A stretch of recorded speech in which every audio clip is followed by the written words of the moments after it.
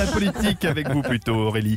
Alors, l'exécutif essaye de reprendre la main après ce week-end pour le moins compliqué. Le chef de l'État est silencieux depuis son retour d'Argentine, mais il a missionné son Premier ministre pour recevoir des Gilets jaunes, prêts au dialogue, et les chefs de parti. Mais rencontrer les opposants politiques, est-ce que ça suffit pour sortir de la crise ? Ah, clairement pas, Mathieu, mais un ministre me le confiait.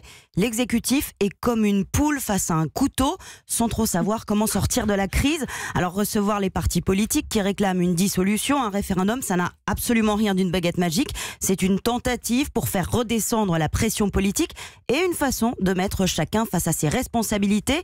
Le gouvernement le martèle, la crise qui nous éclate à la figure résulte des 30 dernières années. Qui était au pouvoir ces 30 dernières années ? Le PS et la droite. De là à y voir une volonté de partager le mistigris, il n'y a qu'un pas que franchit ce dirigeant LR partagé sur ces fameux rendez-vous à Matignon. Ils essayent de mettre tous les partis dans le même sac, pas sûr que ce soit bon pour nous. L'ironie de l'histoire, c'est qu'Emmanuel Macron voulait plus ou moins détruire les partis politiques traditionnels. Aujourd'hui, il appelle l'ancien monde à la rescousse. Mais en même temps, est-ce que les partis politiques ont un impact sur les Gilets jaunes ? Pas franchement, le Rassemblement national, les Insoumis, les Républicains ont des électeurs chez les Gilets jaunes, mais aucun parti ne maîtrise le mouvement, pas plus que les syndicats. On est face à une vraie crise de la représentativité. Les Gilets jaunes ne se reconnaissent derrière aucun leader, pas même entre eux, ce qui complique sérieusement la donne.